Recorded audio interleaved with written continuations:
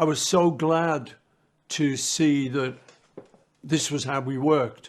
And you know, you think about it, we really bit off an impossible thing. We're supposed to like write and learn and perform new songs all in the period of like about a month or something. So it was like, strictly speaking, a little bit impossible. Hello friends, it's Mike Williams. With this presentation, I'm going to take everyone through an overview of why I concluded, based on my research, that the Beatles did not write all their own music or play on all of their recorded tracks, especially between the periods of 1962 through 1966. And I think this will be helpful to all of the new subscribers that have come to the channel over the last few months. So to get started, what I'm going to do is to play two clips where Paul McCartney drops truth bombs. And the first one is from June of 1966.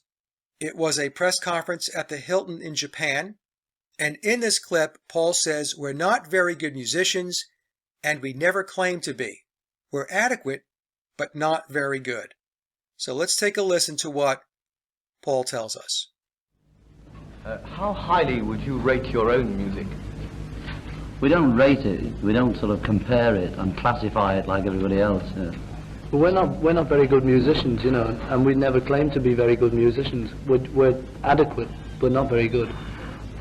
Well, what's the reason, do you think, for the tremendous popularity? Is it because people admire your talent, or...? Well, I don't know, you know, maybe they admire adequate music. You know. Okay, so that's clip number one. And again, we heard Paul say that they are not very good musicians. They never claim to be. They're adequate, but not very good. I could make an argument that not very good and adequate are not synonymous. And at the end, when he says that, well, maybe people like adequate music, some might say that, well, he's just being cheeky there. No, I think what he was doing was trying to close down the line of questioning. That's my personal opinion. Okay, but the key piece of this is him admitting that they are not very good musicians. Now, the second clip, which I'm going to play in a moment, it's about 5 minutes long. It took place August 5th of 1966. It's the same day that Revolver was released. And Paul and John are being interviewed by the BBC. So 2 months after the June press conference at the Hilton in Japan, they do this interview with the BBC. And Paul again drops bombshells. We're going to hear him say that we don't write between LPs normally, maybe one or two. And because Paul phrased it as maybe one or two, that number could also be 0 songs being written between LPs.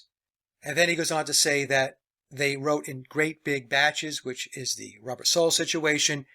And then he continues by saying that they are limited as a group, and we're the first to say we're not all that good musically. At the end of this clip, you're going to hear Paul McCartney say that the Beatles, including himself, didn't have to show up in the studio for the recording of the song Yesterday. And he says, we didn't have to play, we didn't have to show ourselves up again. And by saying it the way he said it, we didn't have to show ourselves up again, infers that there were other times when they didn't have to show up to record a song. Now, what's interesting about this is Paul McCartney is credited with playing the acoustic guitar on the song Yesterday. So, if he didn't have to show and he wasn't there, the logical question is, who's playing guitar on the song Yesterday? So this clip is about 5 minutes in length. I extracted it out of the larger interview, which is about 20-25 minutes. I'll put the link down in the description box if you want to watch the entire interview. So let's take a listen. I did upload this video to my channel, so some of you may have seen it, but it's well worth taking a look at again. Let's continue on. John, when you started out and became the Beatles as a group, you were then writing songs with Paul. Did you at that time have as your goal, your ambition, to be a successful group, or did you really think it was songwriting that mattered? It was the group thing mainly at first, because anyway, to sell the songs, you can't sort of get You know, you've got to send them to some little publisher otherwise. You know, who never looks at them. So we always concentrated on the group, really. Now let me just pause here for a moment. If we go back to the 1982 documentary, The Complete Beatles, which was considered at the time the documentary on the Beatles until Anthology was released, we're told, and I've presented this many times, that Paul McCartney and John Lennon, either separately or together, collaborating, wrote 100 songs between them from 1956 through 1962. The Complete Beatles also says that none of those songs were recorded. So to me that sounds a bit convenient, but be that as it may. And we also have to remember that back in 1956, Paul McCartney was 14 years old and John was 16. So two guys in their mid-teens start writing a bunch of songs, 100 over a period of 6 years, according to the Complete Beatles. And, as I've also presented, a problem arises in that we really can't find those 100 songs anywhere, right up to the point where the Beatles meet George Martin. And I'm going to take you through some George Martin quotes in a bit. Did you at any one stage come to the point where you said, heavens above, we're successful as composers and we shall be more successful as composers than we'll ever be as musicians? I can't remember a point, but I know there is some sort of, must have been some time when it suddenly dawned on us. But I can't remember it. So this is an interesting comment by John, because he's being asked, was there a point in time when you realized that you were songwriters and composers more than just four guys in a band?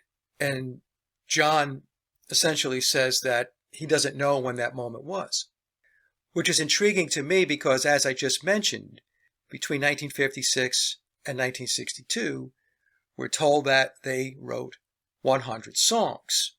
And now it's August 5th, 1966, the same day that Revolver was released. That's when this BBC interview was conducted. The Beatles are credited with 77 original compositions on their first 7 albums. So between Please Please Me and Revolver, 77 original Beatles compositions. So we tack that on to the 100 alleged songs that they wrote between 56 and 62.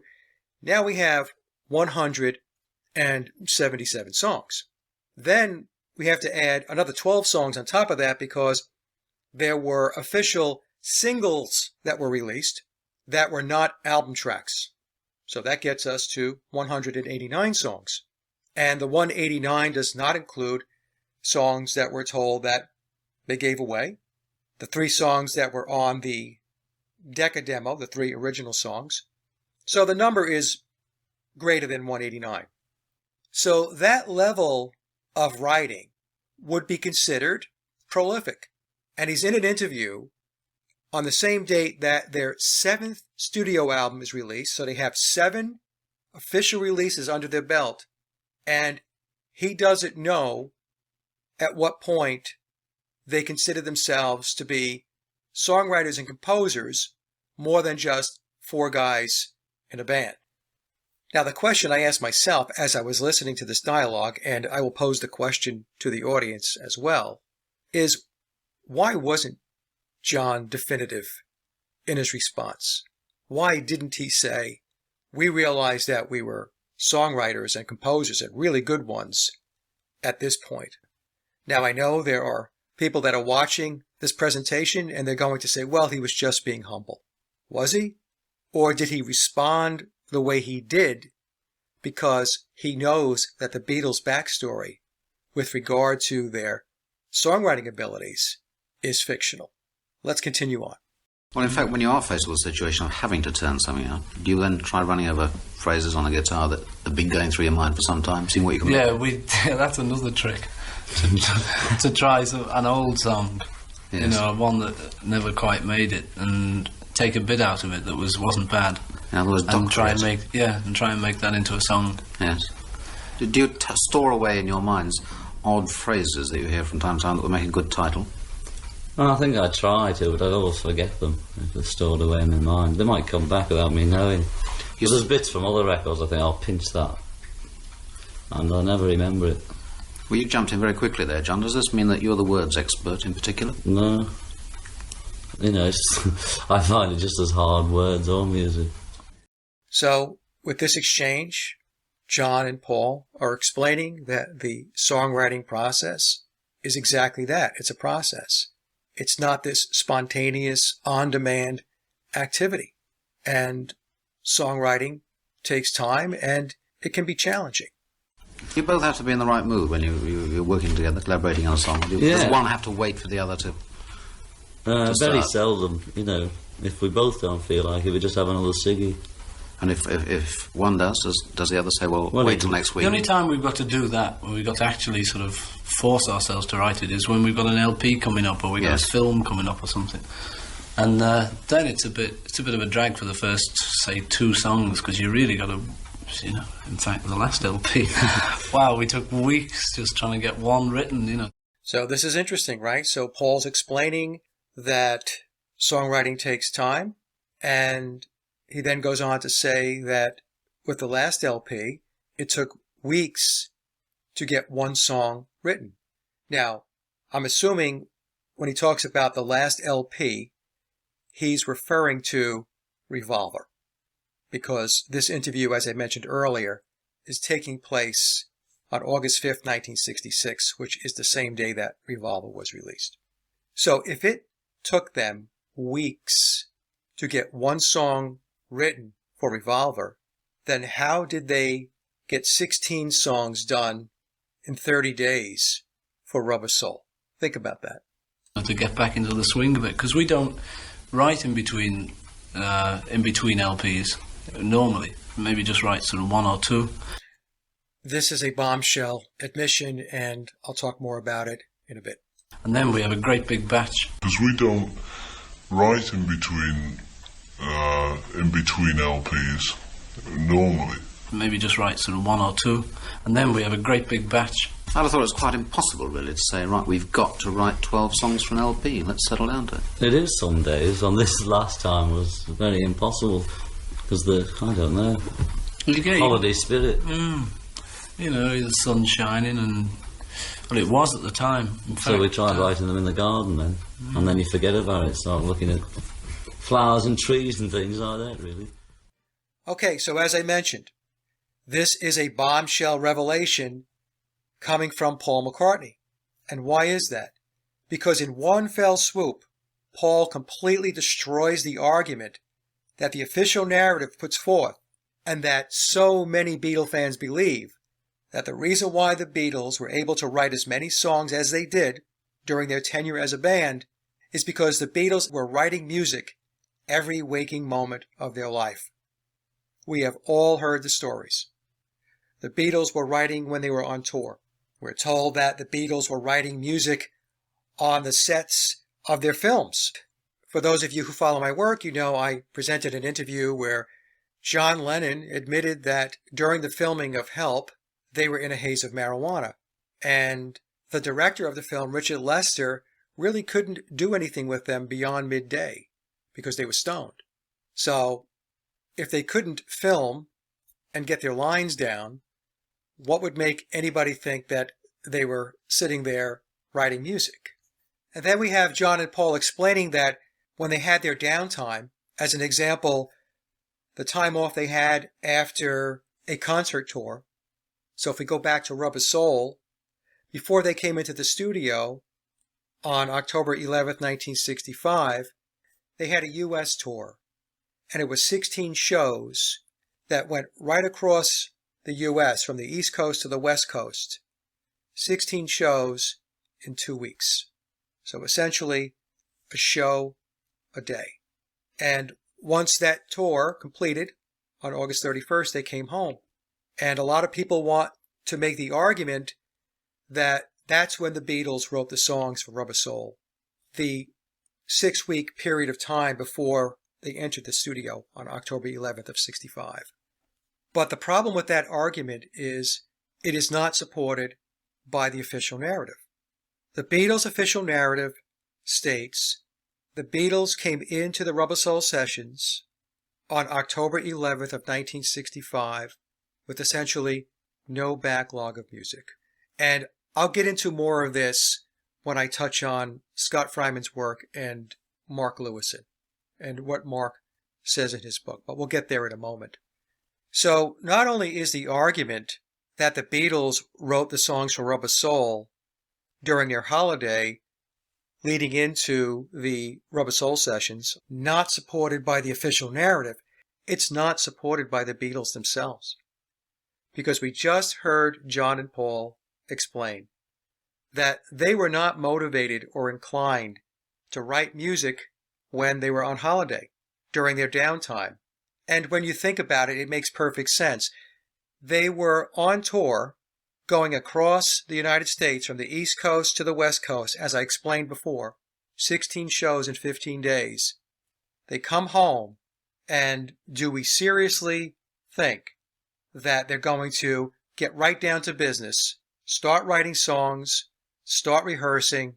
No, it doesn't make any sense. They came back from that tour, this whirlwind tour, exhausted. So they had 6 weeks to relax and recharge before they head into the Rubber Soul sessions to learn and record the vocals. Let's continue on. Yes, he gives you some ideas when you're recording your songs. Do you give him any ideas on his recordings of your songs? Sometimes we go along to the sessions, B gives us more ideas than we give him, I think. So they're talking about George Martin. Because he's at all of our sessions and we're not at all of his. In fact, I think I've been to one. Did you get any particular interest out of the bigger lineup that was available to him? Oh yes, yeah. It's the only trouble, the main trouble with having big lineups and things is you use session men, and session men are all great technically, but you've got to write exactly what you want out on paper for session men, and so it's easier with us because you can sort of say to George, no, not that, a bit more like so and so, and and he'd do it. Didn't know what you meant. So what Paul is saying here is that session men are like robots. So if you needed something done on a song, you had to write it out. They were incapable of improvising. His explanation here rings hollow. These guys, if you asked them to do something, they were able to do it. Trust me. You said to a session man, no, do it a bit like sort of, well, then he'd need it written down. So that's the only big trouble, really, with doing it with big bands. You've got to know exactly how to write, and it's very difficult to write bending notes and things on instruments. You can't, and so that's why sometimes the versions by other people can sound a bit square occasionally. Paul's improvising here. It doesn't make any sense, at least to me.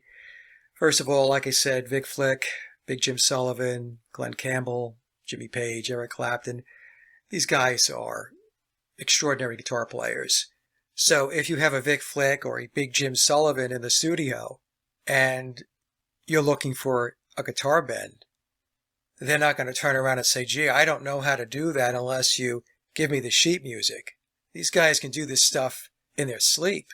They're seasoned session players. So what Paul's talking about here, it may make sense to the layperson, somebody who's not musically inclined, but it's simply not true. Okay, so let's continue on here. Yesterday took the listening public by a bit of surprise, I think. It's a bit of a shock to them. You have since then recorded some more with an unusual instrumentation in the backing. Was this inspired by the success of yesterday, or did you do it because you liked it? Well, the idea for yesterday of doing it like that was because we're limited as a group. We're the first to say that we're not all that good anyway musically. We're limited as a group. We're the first to say that we're not all that good anyway musically. So here we have Paul restating what he said 2 months prior at the press conference in Japan, where he said we're not very good musicians, and we never claim to be. We're adequate but not very good. And Here in this interview, August 5th, 1966, he's telling us that the Beatles are limited as a group, and they're the first to say that they are not all that good musically. So Paul McCartney's own assessment of the band's skill level, stating that they are not very good musicians, and they never said that they were, and that they are limited as a group, creates a problem for the official narrative around Rubber Soul.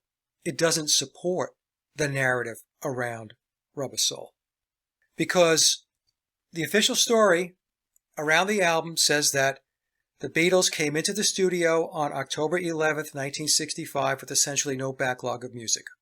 I've taken you through this before, which means they had to write, learn, and when I say learn, what I mean by that is if John and Paul were writing music, they then had to take that song that they wrote and they had to show it to George and Ringo so that they can learn it.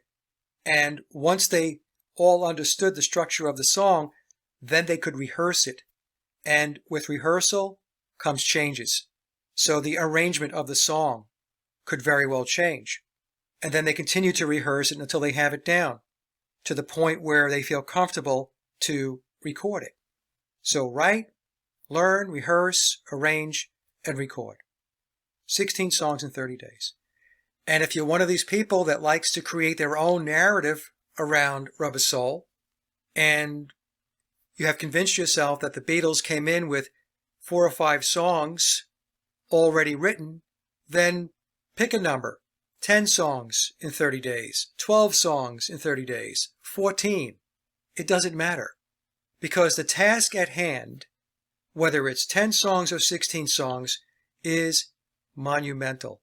Even if you brought in crack songwriters and you told them, look, we're starting from scratch here, we need 16 songs in 30 days, they would look at you like, what are you, nuts? And of course, you'd have to have the studio players right there. As soon as the songs are written, the studio guys bang it out. But a 30-day window to get 10 to 16 songs done is not realistic. And we'll talk more about this in some upcoming slides. So let's finish up this clip and let's take a listen to what else Paul has to say. Oh, and by the way, as Paul is discussing all this, we don't hear a peep out of John Lennon. Lennon is not saying, hold on, Paul, you're wrong. We're not just adequate. We're the best. We don't hear anything out of John. So John's silence throughout this is very, very telling. So there was something like Yesterday. The best we could have done with it would have been This Boy or If I Fell. You know, those are sort of, I think, two of the best that we've done like that with a group and still managed to put the song over in the way it should have been. But with Yesterday, it would have just meant either another If I Fell or another This Boy, you know, another Beatles combo doing a slow one, you know.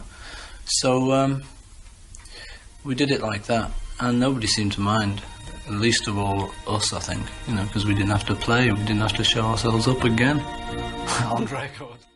So Paul admits that they didn't have to show, including himself, for Yesterday, and they didn't have to record.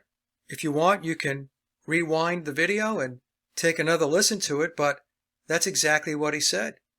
And as I mentioned earlier, before I started this clip, Paul is credited with playing the acoustic guitar on Yesterday.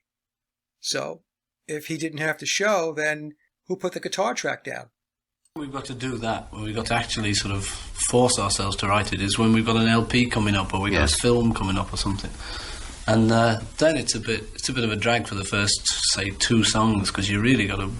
Why would 2 naturally gifted songwriters have to force themselves to write music? LP. Wow, we took weeks just trying to get one written, you know, to get back into the swing. It took them weeks to get one song written. Think about that, weeks. Rubber Soul was, let's just round it out, 4 weeks. Paul is saying it took weeks to get one song done. We don't write in between LPs, normally. Again, This to me is the most significant part of the interview, because by Paul saying that they did not write songs between LPs normally, maybe one or two, and maybe can also mean 0 songs were written between LPs, Paul single-handedly blows up the official narrative. Because the official narrative says that the reason why the Beatles were able to write as many songs as they did is because they were a perpetual motion machine. They were always writing songs. They were writing songs when they were on tour, they were writing songs when they were on film sets, and they were writing songs when they had their downtime, when they were on holiday. Here are my takeaways from the previous segment, the BBC interview that took place on August 1st of 1966. So the first question, generally speaking, is songwriting a spontaneous exercise or activity? And from what we heard from John and Paul, the answer is no. Can songwriting be challenging? And again, from what we heard, yes. Does it take time to write songs? Yes. However, in the BBC interview, and hopefully you picked up on this, there are 2 threads regarding the songwriting that contradict each other. The first thread is John and Paul telling us that writing songs takes time and can be challenging. And then Paul tells us when they were forced to write songs, they did so by writing in great big batches as they were heading into the studio. If you're going to write in great big batches and forced to write, you're writing the music within a specific parameter of time. So when you're operating within a finite window of time, you have to move quickly. You can't take your time. You can't dilly-dally because you have a due date. You're being told, hey, you've got to get 10, 12, 14, 16 songs written because we've got to get an album out by this date. So you've got to move fast. And when this happens, you're under the gun, there's stress, and there's always the possibility that your creative engine is not firing on all 8 cylinders on a particular day. Maybe you have writer's block. For those of you who are listening and are songwriters, you know how this works. Sometimes you'll sit down and say, hey, I'm going to write a song. And you're at your piano or you're playing your guitar. And you decide after a period of time, this is not working. So I'll give it another go tomorrow or another day. So again, 2 contradictory threads taking place in that BBC interview. One is telling us that it takes time to write music. It's a process. It can be difficult. And then the other thread is, hey, when we were forced to write, we write the songs in great big batches within a specific window of time, and that's how we did it. Well, those 2 explanations don't reconcile, in my opinion. Were the Beatles familiar with session players? And the answer is yes, because we heard the BBC interviewer ask Paul and John if they were familiar with the larger lineup that was available to George Martin. And the reason why I included this question is because I had a sense that the BBC interviewer was a little suspect on some of the dialogue that was taking place. The first time was when Paul said that they wrote in great big batches. And the interviewer said, well, I always thought it was quite impossible to write 12 songs for an album. And then he asked a question about their awareness of the larger lineup available to George Martin, which would be the session players. And I'm thinking, is he suspicious that there's more to it than just the Beatles in the studio? It was just a thought that I had, and I'm thinking, maybe this guy was wondering to himself, I don't know about this. I'm not so sure what you guys are telling me here is the full scoop. And then Paul goes on to paint the studio players as mechanical musicians that have an inability to improvise. And the only way you can get them to play a certain piece or a certain note or a certain bend is to write it out for them, which is untrue. It's ridiculous. And then he goes on to say something else that's not true when he says that it's difficult to annotate guitar bends. And that's not the case at all. Next question. Did Paul play on Yesterday? And the answer is no. And that's because Paul told us that the Beatles, including himself, did not play on the song. In fact, the quote is, "We didn't have to play. We didn't have to show ourselves up again on record." I think that's pretty clear. He's telling us that they and he were not on the recording of Yesterday. And as I mentioned earlier in the presentation, he's credited with playing the acoustic guitar on the song. So let's take a look now at the next three questions. Did the Beatles write songs between albums? The answer is no. Paul told us in the BBC interview that they did not write songs between albums normally, maybe one or two, and maybe could also mean zero. And again, this is very significant because by Paul saying this, he destroys the official narrative, which tells us that the Beatles were writing music all the time, like they were a perpetual motion machine, just cranking out songs all the time, heads down, every waking moment of their life. And in one fell swoop, in one interview, Paul McCartney tells everybody that that story is not true. So that leads us to the next question, which is really answered by the first question. Did the Beatles write songs when on holiday? And the answer has to be no, because their holidays were between albums. And with Paul telling us that they did not write songs between albums, then they weren't writing songs when they were on holiday. And if we go back to the BBC interview, Paul and John were saying that when they had their downtime, they were not inclined or motivated to write songs.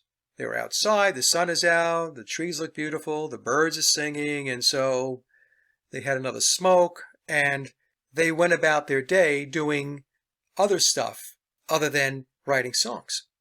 And it makes sense when you think about it, because their holidays were typically after they got done touring.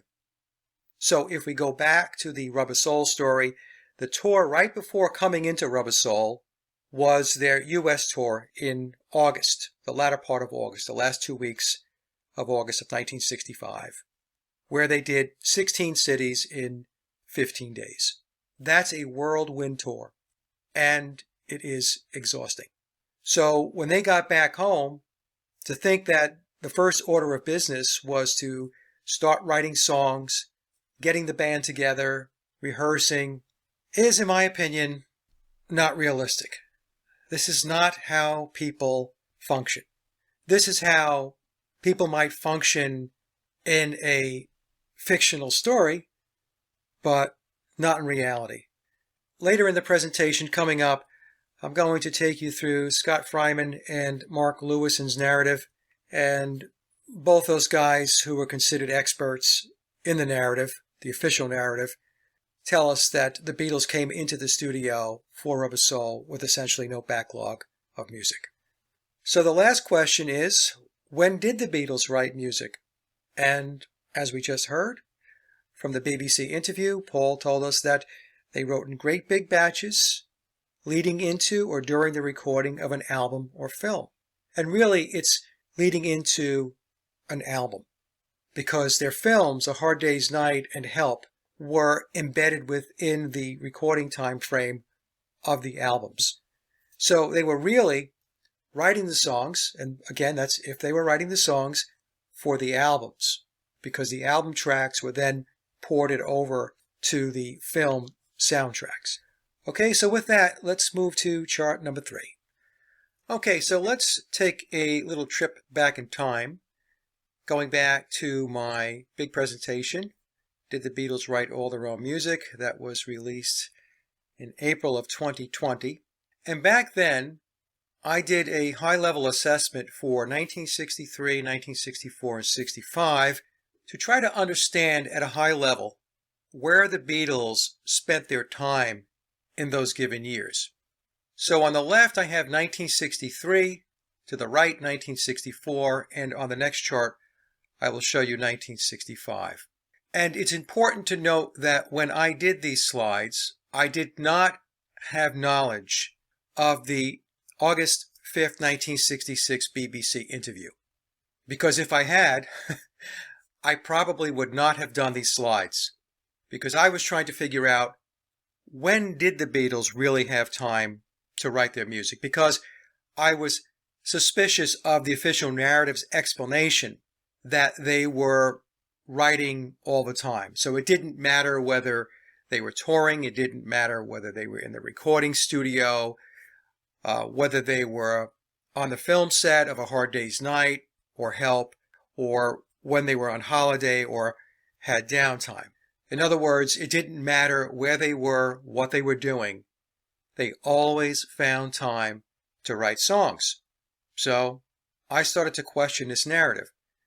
And as I mentioned, I wanted to understand, okay, so at a very high level, and this is high level, it's not an exact science, but I just wanted to begin to get the lay of the land. What exactly were they doing in those years? Where were they? What were the activities? So if we start here, it's going to be very difficult to see, but there's a small sliver, and it represents one day, and it's the album Please Please Me. This is their debut UK album.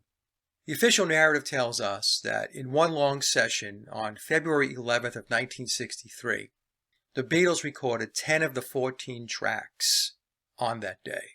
It's a very, very strange story.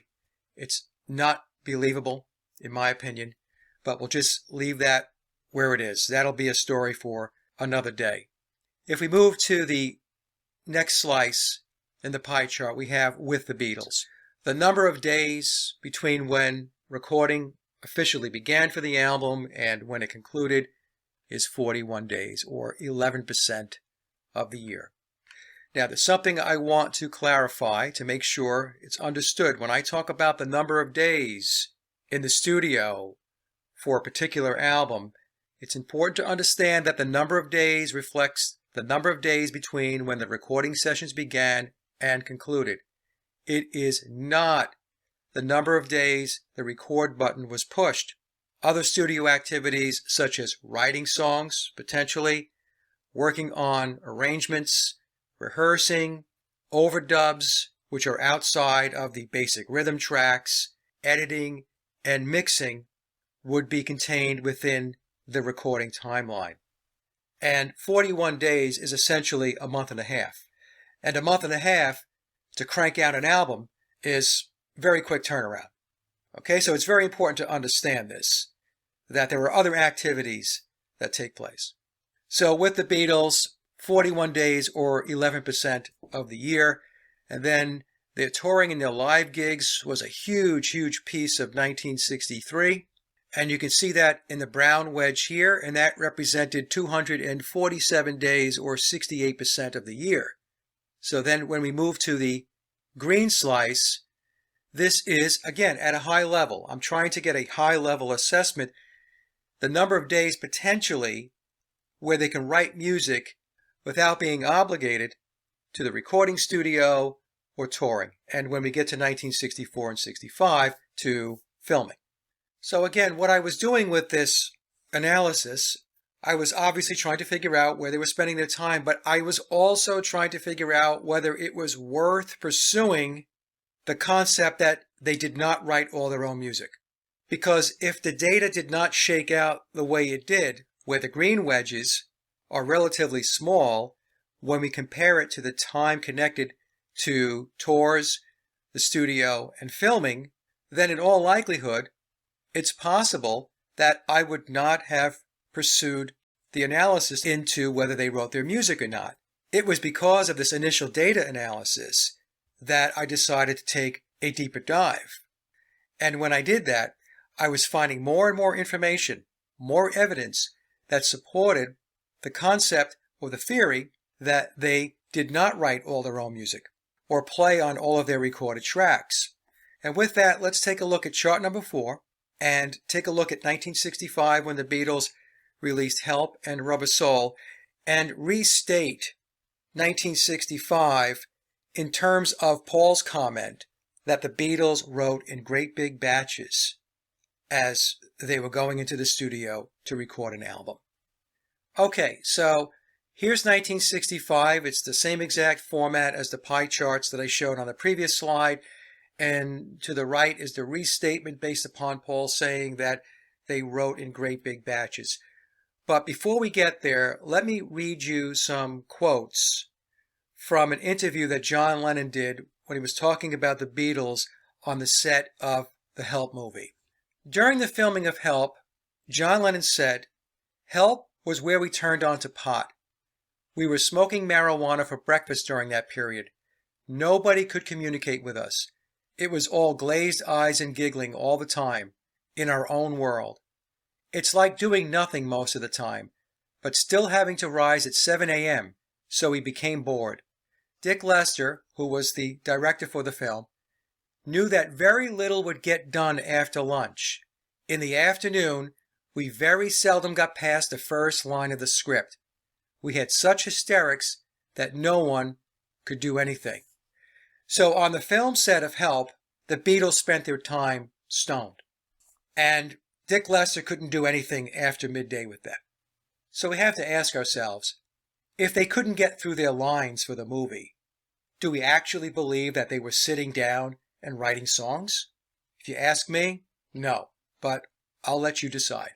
So let's go to 1965, and as I mentioned, it's the same format as the previous pie charts that I just showed you. But what we see in 1965 that we didn't see in 1963 and 1964 is the amount of time not associated with being in the studio, being on tour, and doing films grows to 6 months, or half the year. So for 1965, it appears feasible that the Beatles had time which was not connected to being in the studio or being on tour or being on film sets where they could write music. And then we have the August 5th, 1966 BBC interview, and Paul blows it all up. Because when we take 1965 and we restate it per Paul's explanation as to when and how the music was written, 2/3 of the year evaporates. Because by writing in great big batches as they were going to record an album means their songwriting took place in the green wedge and the orange wedge on the right-hand side of this slide, the restated pie chart. It's ironic in a way that for 1965, the official narrative actually works better in explaining when the Beatles had time to write music, because half the year was not tied to activities like the studio, touring, and films. But Paul blows it up, and he says, nope, we wrote right here. And to put it into context, the Help and Rubber Soul recording sessions turned out 32 songs, of which 30 were originals. Of the 30 originals, 26 were original Lennon and McCartney album tracks, and 4 were Lennon and McCartney singles. And they did this all within 4 months. So 30 original compositions cranked out, and we're talking about top shelf songs too. There's not a whole lot of filler track between Help and Rubber Soul. They cranked out 30 originals in 4 months. And as we know, of the 4 months, Rubber Soul was 30 days. So the other 3 months were dedicated to the Help recording sessions as well as filming the movie. And with Paul's big batches explanation, he puts the official narrative between a rock and a hard place. Because what are they going to do? Are they going to come back and say, oh, Paul McCartney doesn't know what he's talking about, when they have elevated Paul McCartney to the status of a genius and prolific songwriter? So what the official narrative would rather do is just make believe that the August 5th, 1966 interview never happened, and continue to tell the story that the Beatles were writing all the time, whenever they could, 365 days a year. So let's move to slide number 5 and take a look at some George Martin quotes. Okay, so before I get to the George Martin quotes and his assessment of the Beatles when he met them in 1962, there is a point that I want to clarify from the previous slide. Up to this point, I'm talking in terms of the possibility of the Beatles writing their own music. And so when I say that the Beatles wrote the music for Help and Rubber Soul within that 4-month window, 1 month for Rubber Soul and 3 months for Help, and we have to remember that the filming of Help was sandwiched in between the recording of the album. I'm talking in terms of most of their songs, the majority of their songs, 80 to 90% of their songs. And the reason why I'm clarifying this is because I know there are people who are watching this right now who are having difficulty getting their heads wrapped around this. Some folks might be short-circuiting. They're going to go back to that BBC interview and they're going to say, hey, Mike, Paul said that they didn't write between albums normally, maybe one or two. There's a natural tendency for people to want to grab onto something, no matter how small it is or how nuanced it is, to try to retain what it is that they believe. If you take a step back and you listen to what Paul said, what he was saying is the vast majority of the music, if not all of it, was written in big batches when they were going into the studio to record an album. But as I said before, it really doesn't matter whether it's 10 songs, 12 songs, 14 songs, or 16 songs. Pick a number. It's still a monumental task to get that many songs written from scratch, rehearsed, arranged, and recorded within the time frames that we're being told, especially in the case of Rubber Soul. Okay, so let's get to the George Martin quotes. Again, these are documented. I've played the audio and or the video in various presentations over the years. And then what I'll do is play this YouTube short, which I put together a couple of months ago, and it captures much of the quotes that you see on the chart. Okay, so back in the early part of 1962, Brian Epstein played the tapes for George Martin, and George Martin said to Brian Epstein after taking a listen, if you want me to judge them, meaning the Beatles, based on what you are playing me, I'm sorry, I need to turn you down. And then upon meeting the Beatles in 1962, George is quoted as saying, I wasn't terribly impressed with the first stuff they did. And then in the documentary produced by George Martin, George is having a discussion with composer and broadcaster Howard Goodall, and George says to Howard, they had this wonderful charisma. They made you feel good. I thought their music was rubbish. And then the next quote, even though they had really nothing behind them, they were still fairly irreverent. Now, this is interesting because if we go back to the Complete Beatles, the documentary from 1982, as I mentioned much earlier in this presentation, we're told that John Lennon and Paul McCartney, either individually or working as a team, wrote 100 songs between them between 1956 and 1962. And yet, George Martin says they didn't have anything behind them. Then he says, so I looked at these four guys and thought, none of them shines above all the others. And then in another interview, George says, Love Me Do was the best song I could find from them at the time. I was very conscious it wasn't the big hit I was looking for. So here again, going back to the 100 songs between 1956 and 1962, the best song they had was Love Me Do, and that's even if the Beatles wrote Love Me Do. And in the documentary produced by George Martin, George, in his conversation with Howard Goodall, explains that he was looking for songs for the Beatles to record. This syncs up with the Mercy Beat article going back to August and September of 1962 that announced the departure of Pete Best and Ringo replacing Pete, but the article also goes on to say that the Beatles were flying to London to record songs written for them, not by them, for them, given to them by their recording manager / producer, George Martin. So the official narrative is out of sync. One narrative is saying they wrote 100 songs between 1956 and 1962, and then we have George Martin, who's their producer, saying they didn't have anything behind them. The best song they could muster up is Love Me Do, and George was very conscious that it was not the big hit that he was looking for. And then the last quote is very telling. In an interview, he says, they certainly had no, and if you watch the clip, it appears that George is selecting his words very carefully. He almost said they certainly had no songwriting skills, but he shifts it up and says it wasn't too obvious they can be songwriters at this stage, that their songs were pretty awful. And he again says that Love Me Do was the best thing that they had.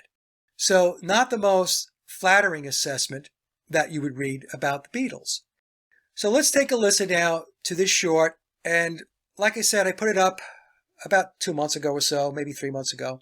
And I incorporated a lot of these quotes. So let's take a listen. We're limited as a group. It wasn't too obvious that they could be songwriters at this stage, but their songs were pretty awful. What I said to Brian was, if you want me to judge them on what you're playing me, I'm sorry, I have to tone you down. I first met the Beatles in 1962. I wasn't terribly impressed with the first stuff they did. I was looking for something original because I didn't want to do one of the oldies that they've been doing as part of their act. And Love Me Do was the best song that I could find from them at that time. I was very conscious that it wasn't the big hit I was looking for. I wasn't terribly impressed with the first stuff they did. I couldn't make out the sound, it was something I hadn't heard before. I thought their music was rubbish. The guitar solo in Michelle is my composition. Yeah, we're the first to say that we're not all that good anyway musically. So toward the end, George Martin says that the guitar solo in Michelle is his composition. I think it's very possible that the entire song was composed by George Martin. Of course, we have Billy or Paul McCartney's version of that story, which says he used to play his guitar in a cafe and he was playing whatever he had at the time of Michelle in order to flirt with the ladies, but that's just a story, in my opinion. Okay, so with that, let's go to the next slide and talk a little bit about Donovan. Okay, so for the Donovan segment, I decided that I was not going to reinvent the wheel. I'm going to replay a video that was uploaded to my channel back in March of 2022. The title of the video is Donovan Doubles and the Legacy of Billy Shears. The basis of the video comes from a post that was on Steve Farber's Paul is Dead page 2 years ago, where one of the members of the page was able to speak to Donovan. He had VIP tickets and a meet and greet at a Donovan concert, and he was able to ask Donovan some questions, and Donovan responded. I'm not going to spoil it for you. You can take a listen and you can decide for yourself. Now, Donovan was close to the Beatles. He knew biological Paul, and of course, he knows Billy. In Memoirs, it hints that he is either the author or the co-writer of the song Yellow Submarine.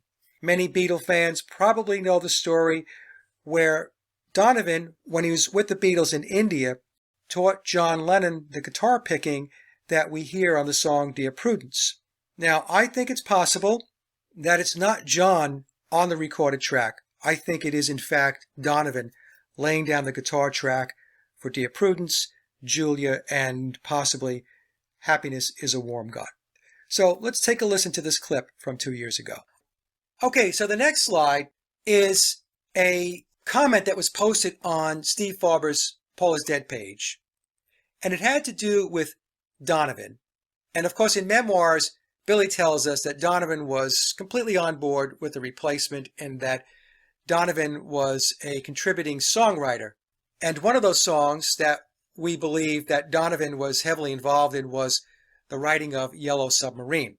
Now, the way this came to me is a friend who was on Steve's page, a member, picked up on this comment and they emailed me and said, hey, Mike, this comment was posted on Steve's page and I thought you would be interested.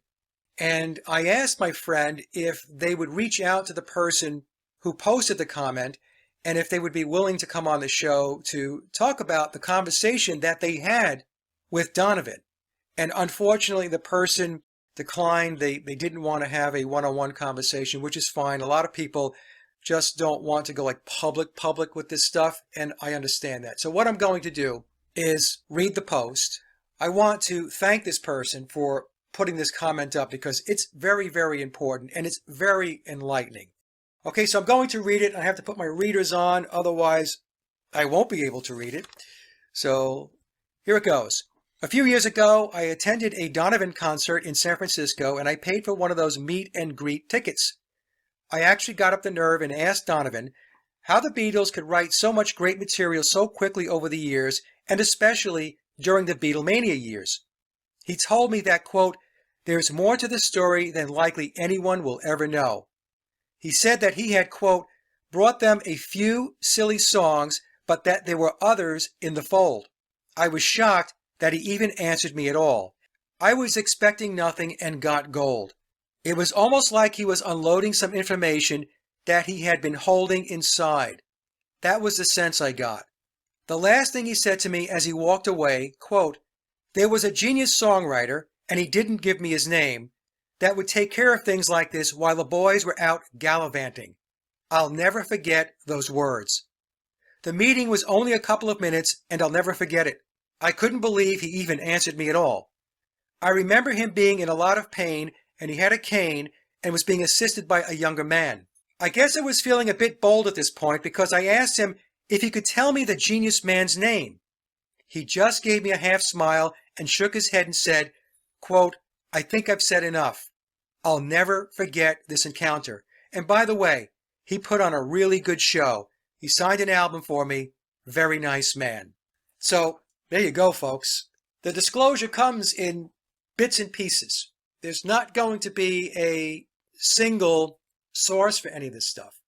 But what this goes to show is there are people out there that have pieces to the puzzle. Okay, so with this segment, I'm going to take you through some credible mainstream Beatles sources that confirm the mainstream narrative that the Beatles came into the Rubber Soul sessions with essentially no backlog of music. And the reason why I'm doing this is because many Beatle fans are so conditioned by the official narrative, and their belief system is so invested in the Beatles story that they avoid basic fundamental research in order to avoid any conflict with what it is that they believe about the Beatles. As an example, I received a comment, and this person wrote, "The Beatles never claimed to have written Rubber Soul in 30 days. The only person who ever made that claim is a guy named Scott Fryman, who never worked for or was associated with the Beatles, and is the author of the video Deconstructing Rubber Soul." And so in a moment, I'm going to take you through Scott's credentials. And I'm also going to take you through what Mark Lewison has in his 1988 book on the Beatles recordings. But before we get to Scott's resume and what Mark has in his book, let's start very basic, because this is where most people would go first. They would go to Wikipedia. So if we go to the circled area here on the chart, we can see that the release date for Rubber Soul is December 3rd, 1965. The date range for the recording of the album, October 12th through November 11th. I start the clock at October 11th because that's when the Beatles arrived in the studio. October 12th is the first day that they began recording. So that's the 30 days, October 11th through November 11th, with October 12th being the first day in which recording commenced. And then you're going to see a date of June 17th, 1965 for Wait, and that's because the song Wait, which is on Rubber Soul, we are told by the official narrative, was recorded back during the Help recording sessions earlier in the year. And the official narrative tells us the Beatles needed one more song to be able to put 14 on the album, 7 songs on each side. So what they did was they took Wait off the shelf, they did some more overdubs, and that gave them their 14th song. And we'll talk a little bit more about the song Wait because it's an interesting little discussion. So in my April 2020 presentation, Did the Beatles Write All Their Own Music?, I compared the Wikipedia entry to Scott Fryman's narrative, and it syncs up nicely. It's the same story, except Wikipedia was not very specific about when the Beatles wrote the songs for Rubber Soul. So here's what Wikipedia says about the songs. Most of the songs on Rubber Soul were composed soon after the Beatles returned to London following their August 1965 North American tour. So it's this very topical, vague, non-specific wording. And I think it was done intentionally. And the reason why I think that is because when you put too many specifics around a story, it invites the possibility of too much scrutiny. And so when Wikipedia says the songs were composed soon after the Beatles returned to London, the question becomes, can you please be more specific about what the word soon means? Was it as soon as they walked off the airplane? Was it a week later? 2 weeks later? Was it October 11th of 1965? There's no specifics. This is a tactic that's used many times in mainstream narratives, where they will put information out there with little to no specifics because they know that the reader will fill in the blanks. And in the case of Beatle fans, when they're confronted with the question, how did the Beatles write and record 16 songs in 30 days? They will fall back on wording like this and then tell you that it is evidence or proof that the Beatles were writing the songs before they got to the studio, even though the wording does not say that. It does not say that they were writing music in that period of time from when the tour concluded to when they entered the studio on October 11th of 1965. But what the person is actually doing is filling in the blanks in order to accommodate their belief system around the Beatles. The narrative that I presented gets very uncomfortable for them. So they go out and they search for information which they think supports what they want to believe. When in fact, wording like we have here in Wikipedia is not evidence or proof of the Beatles writing before they got into the studio on October 11th of 1965. And again, the premise here is that the Beatles are actually writing their music. I'm still on that thread.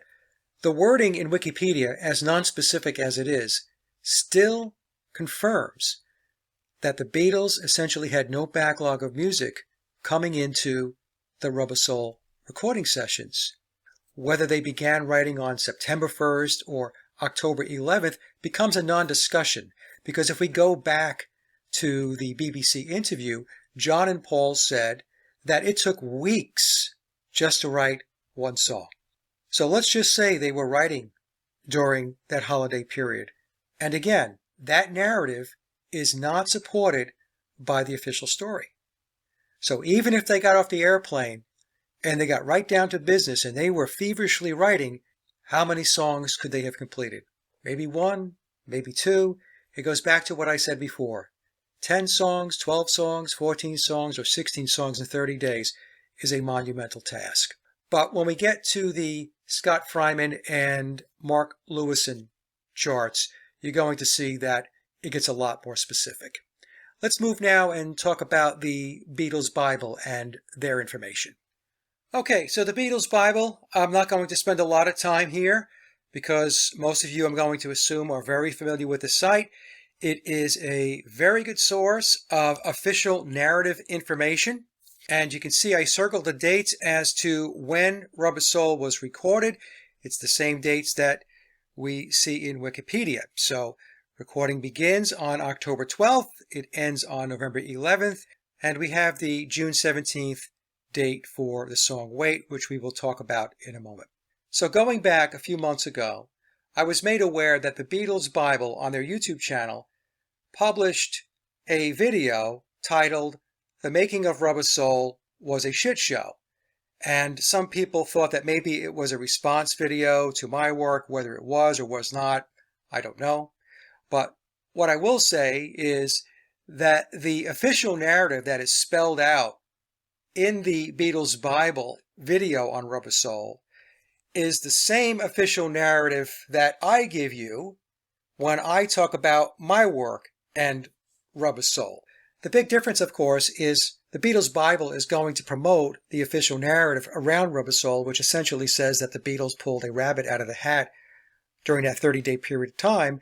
And my research, which starts with the official narrative, which is the same official narrative that the Beatles Bible is telling us in this video, I do a deep dive. And I concluded that no, there was no rabbit that was pulled out of the hat. It's actually a lot more straightforward. The songs were already written and recorded prior to the Beatles stepping into the studio. And the Beatles' responsibility over that 30-day period of time from October 11th to November 11th of 1965 was to learn and sing the vocal tracks.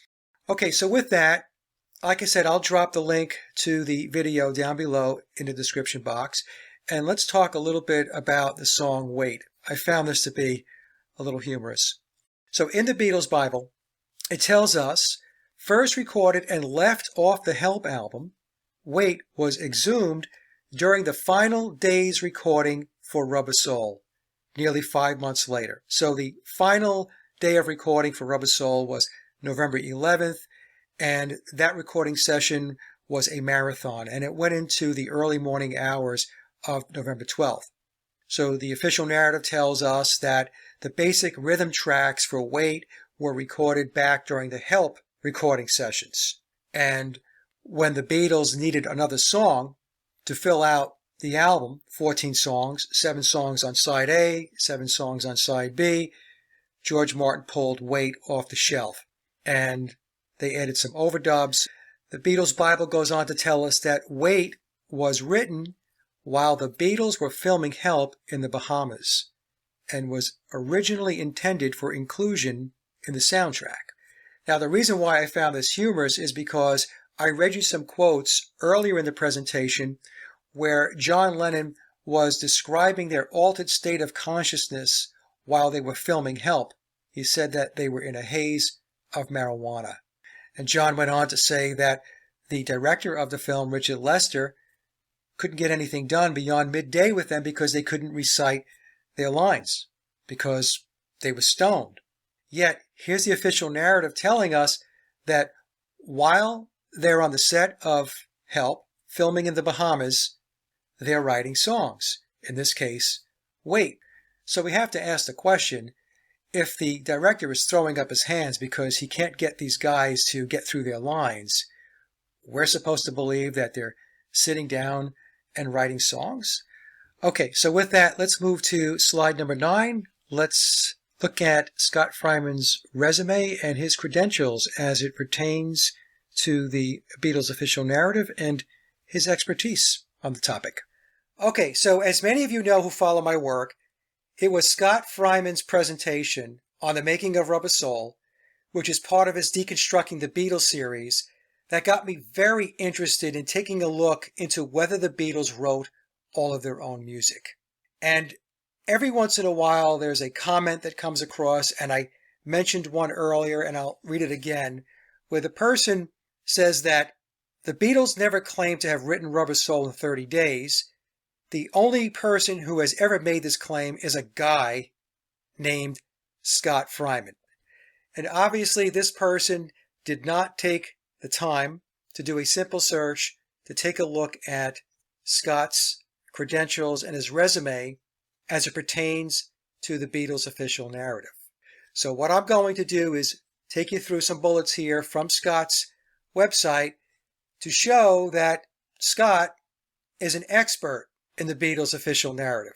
So if you're going to deconstruct the official narrative, in this case around Rubber Soul, there's no better place to start than from the work of a person who is an expert in the official narrative, right? Makes sense. So in any case, Scott is a composer and musician. He's the creator of the Deconstructing the Beatles series. He is an internationally recognized expert and lecturer on the music of the Beatles. He has presented his lectures to sold-out audiences at theaters nationwide and has spoken about the Beatles at colleges, universities, and corporations. In the fall of 2012 at Yale University, Mr. Fryman taught a semester course titled The Beatles in the Studio. He co-hosts the monthly Fab Four Masterclass with fellow Beatleologist Kenneth Womack. He is the co-founder and CEO of Quay Incorporated. He has a bachelor's in computer science and music from Yale University and a master's of music composition from New York University. So, when this person writes this comment and is basically saying, well, who the heck is Scott Fryman?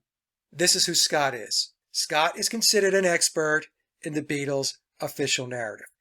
So let's move to the next slide and take a look at what Scott told us about Rubber Soul from an official narrative perspective. Okay, so this is what Scott told us in Deconstructing Rubber Soul. In the fall of 1965, the Beatles were exhausted. They had just come off a tour and they were tired. The tour was cut short to make an album for the Christmas season. The pattern was 2 albums a year with the second album in time for Christmas. Plus, they had to do a single and a flexi disc for their fan club.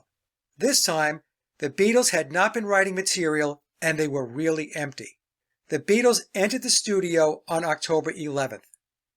To have Rubber Soul in stores by Christmas, they had to wrap up by November 11th, which means they had 30 days to write, learn, rehearse, arrange, and record the album. Both sides of the single, as well as the album, hit #1 on the charts.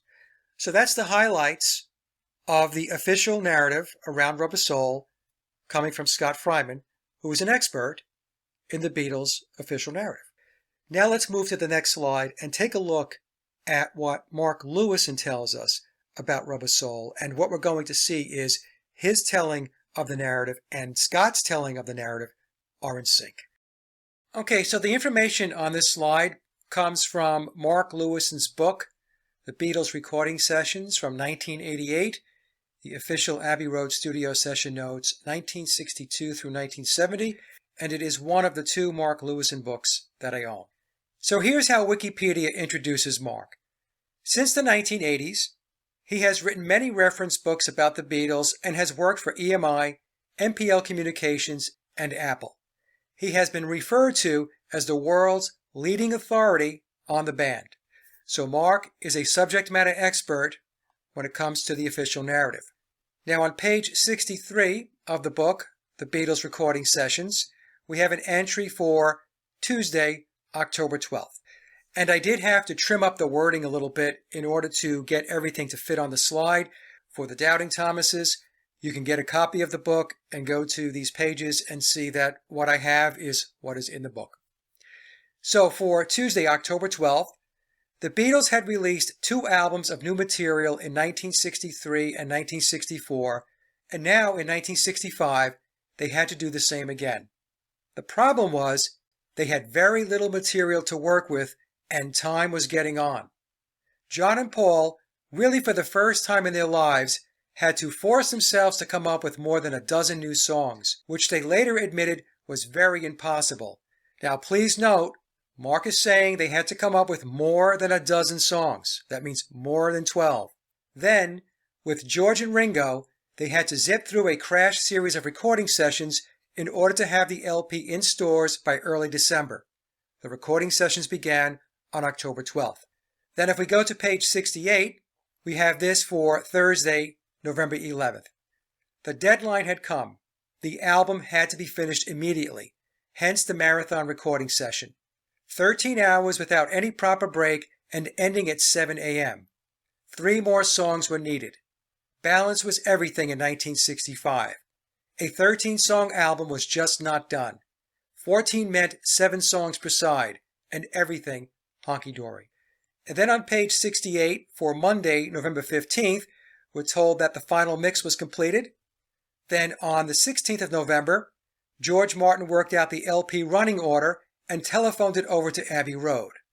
On the 17th of November, disc cutter Harry Moss made the mono LP, and again on the 19th because of problems with the first disc.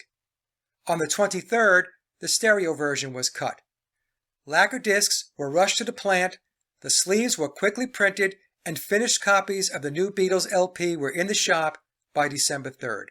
So we can see that Mark's narrative syncs up very nicely with Scott's narrative. It's also the same narrative that I present in my presentations when I'm talking about the official story. The Beatles arrive in the studio on October 11th. Recording begins on October 12th. The last day of recording is November 11th, going into the very early hours of November 12th. On the 15th, the final mix is done. On the 16th of November, George Martin works out the running order or the sequencing. On the 17th, the mono lacquer is cut, and the initial batches of Rubber Soul are in stores by December 3rd. So with that, let me take you through some of my notes as it pertains to what Mark has in his book. Okay, so Mark kicks off the entry on page 63 for Tuesday, October 12th by saying the problem was they had very little material to work with. And of course, that's the same narrative that Scott Fryman gives us. And then Mark goes on to tell us that for the first time in their lives, they had to force themselves to come up with more than a dozen new songs, which they later admitted was very impossible. So the wording that they had to force themselves to come up with more than a dozen new songs, which they later admitted was very impossible, appears to be sourced from the August 5th, 1966 BBC interview. But what that interview does not say is that Rubber Soul was the first time that the Beatles wrote in great big batches. Paul said they did not write between LPs normally, maybe one or two. And by saying that they did not write between LPs, plural, normally, meant that that was the process. Rubber Soul was not an exception. Paul was telling us anytime an LP came up, they wrote in great big batches. So the wording that Rubber Soul was the first time in their lives that they had to force themselves to come up with more than a dozen new songs does not reconcile with what Paul told us in that August 5th, 1966 interview. Also, if the wording that Mark has here is indeed sourced from the August 5th interview, then it appears that Mark is putting that interview around the context of Rubber Soul. Whereas when I listened to that interview, I thought John and Paul were talking about Revolver. And the reason is because the interview was given on August 5th of 1966 when Revolver was released, but recording for Revolver concluded on June 21st of 1966, or 6 weeks prior to the interview. So when John and Paul said, with the last LP, it took us weeks to write one song, the last LP, in my mind, would have been Revolver, not Rubber Soul. However, if the interview was in the context of Rubber Soul and not Revolver, then the Rubber Soul narrative becomes more problematic because John and Paul said it took us weeks just to get one song written. Well, Rubber Soul spanned 30 days or 4 weeks. If it took them weeks, plural, to complete one song, then how were they able to get through all the other songs for the Rubber Soul sessions? Another reason why I believe John and Paul were talking within the context of Revolver and not Rubber Soul in the August 5th interview is because when I take you to slide 14, I'm going to show you how quickly the official narrative tells us that they banged out the songs for Rubber Soul. So I believe the interview was discussing Revolver. And then Mark's narrative goes on to say that the Beatles had to zip through a crash series of recording sessions. What about the time to learn the songs, rehearse the songs, and arrange them before recording? This is another example where the narrative goes from writing to recording and skips all of the steps in between. Then we're told the deadline had come. The album had to be finished immediately, and that would be on November 11th of 1965. And then we're told that on that last day of recording, November 11th, the Beatles needed 3 more songs. And those 3 songs would be Wait, which was pulled in from the Help sessions, Girl, and You Won't See Me. Both those songs, Girl and You Won't See Me, were allegedly written on the last day of recording, on November 11th. So Wait is pulled in, and then 2 songs were written, rehearsed, and recorded on the last day of recording. It appears to be an impossible task to me, but I'll let you decide. Now, on the last day, they also worked on another song. They finished up I'm Looking Through You, because recording for that song began on November 6th, and they finished it up on the 11th during that 13-hour period of time. And then we're told balance was everything in 1965, a 13-song album was just not done. 14 meant 7 songs per side. Now, what's interesting is all of the Beatles albums between Please Please Me and Revolver, their first 7 albums, contained 14 tracks. The only album that did not was A Hard Day's Night. That was 13 tracks. So 14 songs per Beatle album was not unique. 6 of their first 7 LPs contained 14 songs. And the number 14 contains 2 sevens. So 7 songs on side A, 7 songs on side B, and 77 is an occult number. The number 7 represents spiritual or higher states of consciousness. So during the Beatles' early period, they released 7 albums, Please Please Me through Revolver. Those 7 albums contained 77 original Beatle compositions. The name of the band, the Beatles, in Pythagorean numerology, reduces to the number 7, and the Beatles' tenure as a band, their timeline when they were together, 1962 through 1969, represents 7 years. So the number 7 is all around them. And then, last but not least, on the 16th of November, George Martin worked out the LP running order.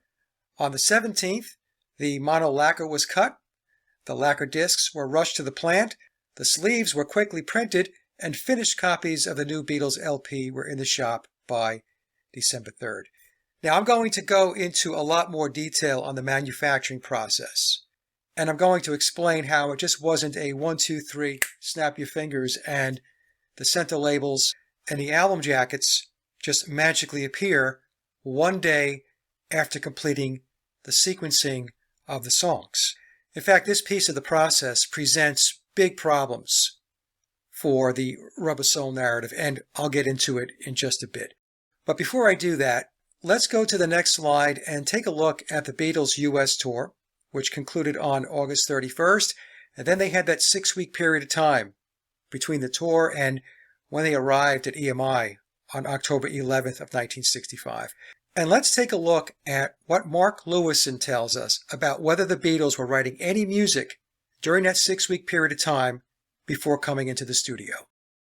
Okay, so the title of the chart is giving the answer away. The Beatles enjoyed a 6-week break without work. And that comes to us from Mark Lewison's book, The Complete Beatles Chronicles, from 1992, page 202. Mark explains that after the tour, the Beatles enjoyed a 6-week break without work. I know there are people who are listening, who are still resisting, and they're going to say, songwriting is not work. Yes, it is. Writing songs, teaching the songs to the other band members who didn't write the song, rehearsing is work. Ask any musician or songwriter and they will tell you it's work. And if we go back to the previous slide, slide 11, Mark Lewison tells us the problem was they had very little material to work with coming into the Rubber Soul sessions. And of course we have Paul McCartney in the August 5th, 1966 BBC interview stating that they did not write songs between albums normally, maybe 1 or 2. I know a lot of people would like to nuance what Paul said because there's that part of their brain which is saying there's something suspect or sketchy about the Rubber Soul narrative, but they don't want to deal with it. They still want to embrace the official story. But if we go with the premise that John and Paul and occasionally George were writing their own music, then I think we should be taking the man at his word. The problem that the official narrative has, as I explained earlier in this presentation, is what are they going to do? Are they going to say that Paul McCartney's wrong? That he's misremembering his process of how he went about songwriting? So because Paul said that they wrote in great big batches whenever they had to do a record or a film, takes the process all the way back to their first album, Please Please Me, and all the way through to Revolver. And to add another layer to this, because the Beatles' narrative is layered, I believe what Paul was really saying is we had to learn the songs in great big batches. And what I mean by that is when the Beatles came into the studio, the songs were already pre-written and pre-recorded. They had to learn the vocals so that they can lay down the vocal tracks. And once they got that done, George Martin was then able to mix the pre-existing backing tracks or instrumentals with their final vocal tracks. And so with that, let's move to slide number 13, and I will discuss the two fundamental issues that I discovered which led me to conclude that the Beatles did not write all their own music and they did not play on all of their recorded tracks. Alrighty, so here are the two fundamental problems with Rubber Soul at a glance. 1. The ability to write, rehearse, arrange, and record 16 new songs in 30 days is highly unlikely. 2. Aside from recording the music, the cycle time to manufacture the record, which includes the creation of the record labels, album art, sleeve design, printing, packaging, and distribution, was not possible based on when recording concluded and the final lacquer was cut. In other words, there was not enough time. And so with that, let's move to slide 14, and let's take a look at problem number 1, the ability to write and record 16 new songs in 30 days. Okay, so if you follow my work, this is a version of a slide that you have seen before. It was in my big presentation going back to April of 2020, Did the Beatles Write All Their Own Music? And also the addendum going back to last April of 2023. So I'm going to take you through the 16 songs in 30 days. Now, before we get started, some people want to argue and banter back and forth about whether it was 16 songs or something less. Mark Lewison tells us it was more than a dozen songs. When I was doing the research and putting my big presentation together, I identified 2 songs that were in partial or draft mode. Those songs were Michelle and We Can Work It Out. The song Wait was not introduced into the Rubber Soul sessions until the tail end of the sessions. It wasn't until they needed one more song to complete the album with 14 tracks. And that's when they brought Wait in. So the song Wait was not in the mix when the Beatles stepped into the studio on October 11th of 1965. In the minds of the Beatles, they had to write 14 songs for the album and 2 more songs for a double A-side single. So the song Wait wasn't even on the radar until the very end of the Rubber Soul sessions. Another song that we should talk about is What Goes On, because this is a song that many Beatle fans believe was a song that was complete, already written, and brought into the Rubber Soul sessions. However, when you look into the background of the song, what you'll find is that the version that we hear on Rubber Soul is substantially different than the version of the song that John Lennon allegedly wrote back in 1959. So if you have a song that is substantially different than its initial iteration, that means that the song was rewritten. And rewriting takes time. So after you're done rewriting and revamping the song, then you have to present it to your band members. They have to learn the song, and then they go off and rehearse the song. And once they rehearse, there's going to be changes. There's going to be suggestions and input about, hey, maybe we should do this or do that. And then once those changes are incorporated, you go back, you rehearse the song again until you get to the point where you feel comfortable that you're ready to record it. So What Goes On was not a completed song that the Beatles took into the Rubber Soul sessions, and I would place it in the same category as Michelle and We Can Work It Out, where they were partial songs that required work in order to finish them. So What Goes On was not in the bag when the Beatles came into the studio on October 11th of 1965. Okay, so with that, we have 2 versions of the official narrative. The prevailing narrative is that the Beatles were writing music all the time. They were a perpetual motion machine of songwriting. Again, they wrote when they were on tour, they wrote when they were on holiday, they wrote when they were on film sets, and they wrote in the studio. And then we have the August 5th, 1966 interview where Paul McCartney said, "That's not true. We did not write between LPs normally. Maybe one or two." So what I'm going to do now, as I take you through this chart, is to show you that both those narratives are highly suspect. So let's just start with this baseline. The Beatles, per an agreement between Brian Epstein and George Martin, were responsible for releasing 2 albums and 4 singles per year. The singles were released about every 3 months, while the albums were released every 6 months. A link to the source for this information is provided in the description box below. So the release of another album during the second half of 1965 was in accordance with the release schedule. So in 1963, the Beatles released Please Please Me and With the Beatles. In 1964, they released A Hard Day's Night and Beatles for Sale. In 1965, they released Help and Rubber Soul. In 66, they released Revolver, and then at the very end of the year, in 1966, they released that very odd album, a collection of oldies, which in essence was a greatest hits album from 1963 through 1966. And I don't know many people that would consider a 3-year-old song to be an oldie, but that's a discussion for another day. So let's take a moment and take a look at both narratives. And the first one I'm going to look at is Paul's statement from the 1966 BBC interview where he stated that he and John wrote in great big batches whenever they needed to record an album or do a film. And then I'll discuss the narrative that most Beatle fans are more familiar with, which tells us that the Beatles were writing songs all the time.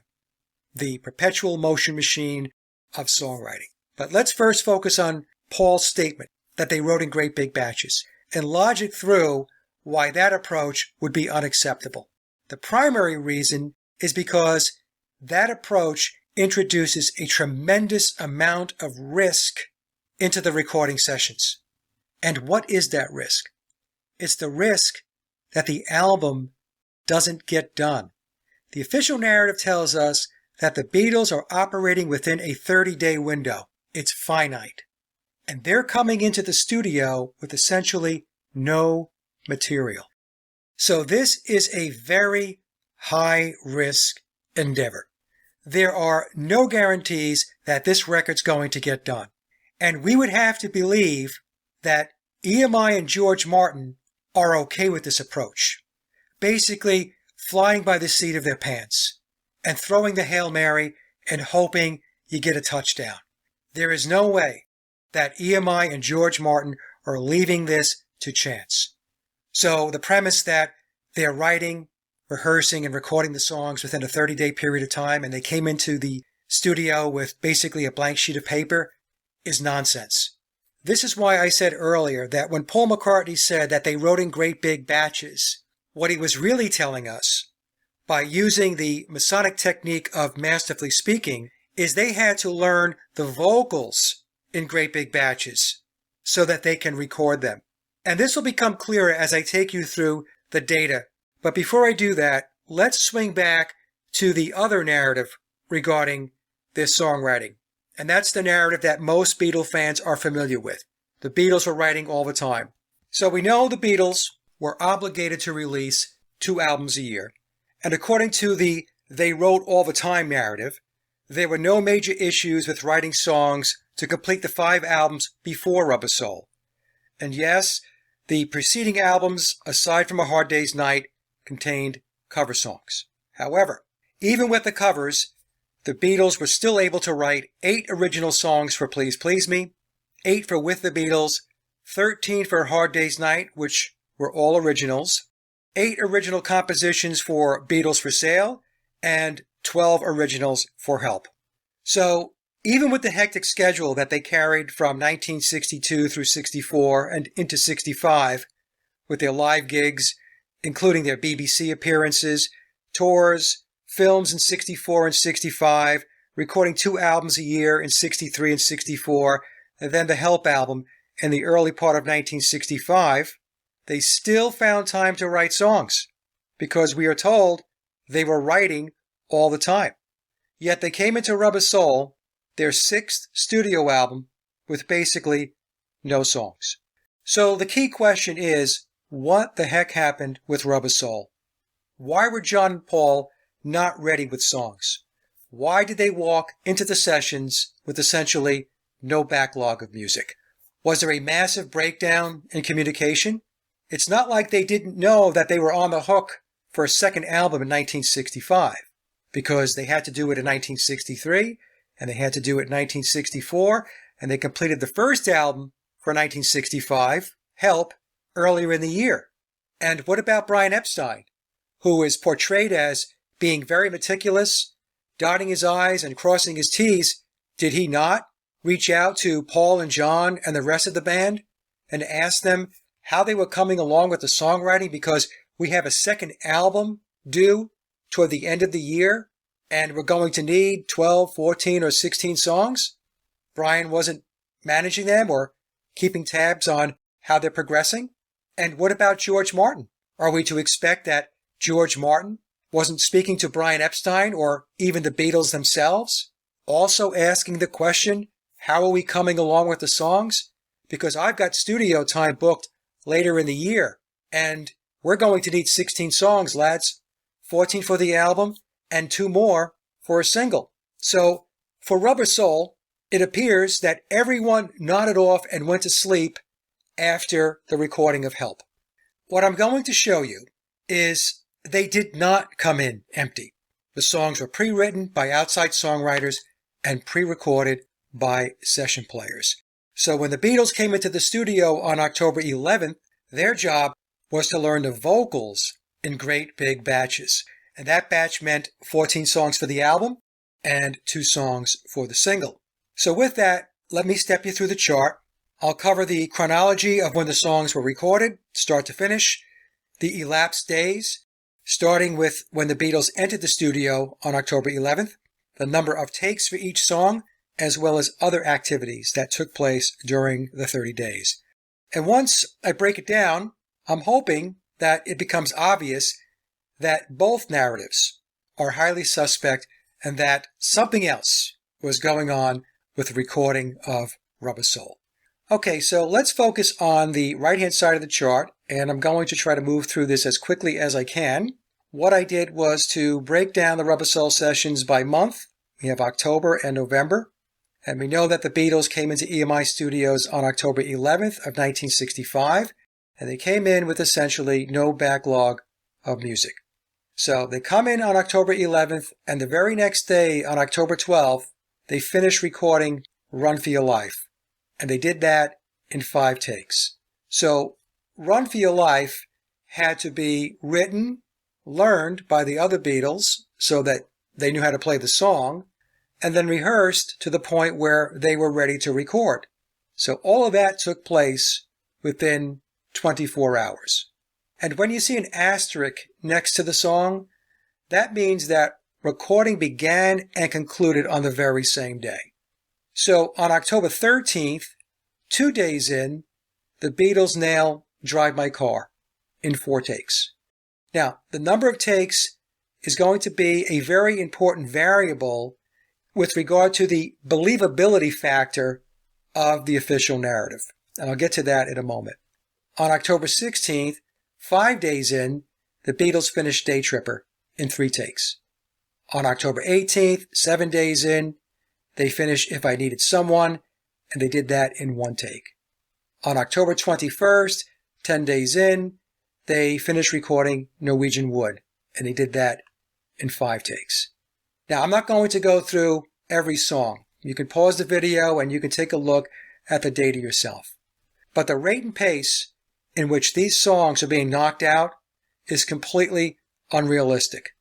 If I had to use an analogy, it's like the Beatles are a printing press, just turning out these songs like a machine. And remember the process. You have to write the songs, then you have to teach the songs to the rest of the band, then they have to rehearse their parts to make sure they've got them down, and usually what happens when you go through that piece of the process is there are going to be changes because somebody's going to say, hey, why don't we try this or why don't we do that? So then you make alterations to the song and then you go back to rehearsing and you continue to rehearse until you have it down to the point where you feel comfortable that you can record it.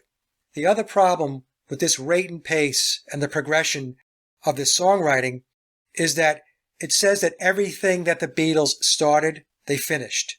Everything they touched turned to gold. There were no false starts. There were no false starts with the music or the lyrics. Everything just magically came together. And that, my friends, is not reality. The Beatles are not writing these songs, and they are not laying down the instrumental tracks. The Beatles' job was to learn the vocals so they can record them, and then George Martin could marry the vocals with the instrumental tracks and complete the songs. Now, if we take a look at November 11th, I talked about this earlier in the presentation. This is where the Beatles had that marathon session that Mark Lewison told us about, and they finished recording 4 songs on the very last day, 2 of which we're told didn't exist before November 11th. That would be You Won't See Me and Girl. The song Wait, as we've discussed, was pulled in from the Help sessions, allegedly. And the 4th song, I'm Looking Through You, the narrative tells us that recording began back on November 6th, and it was finished up on November 11th. So let's move over to the left-hand side of the slide now, and let me summarize what's going on here. I think it's important that we go back to what Paul said in the August 1966 BBC interview. He said, it's a bit of a drag for the first 2 songs. In other words, getting them written. The last LP, we took weeks just trying to get one written. So if it took them weeks to get one song written, how were they banging out all these songs within 30 days? Also in the August 1966 interview, Paul states, we're limited as a group. We're the first to say we're not all that good musically. Well, if a band is not all that good musically, how were they nailing the rehearsals and the recording sessions of 16 songs within this time frame? As I mentioned before, the number of takes is a telltale sign that this narrative is fiction. Not one song took more than 5 takes to record the basic tracks. If we fast forward to the White Album sessions and you take a look at how many takes it took to get those songs recorded, you're looking at dozens. 20, 30, 40, 50, 60, 70 takes for many of the songs on the White Album.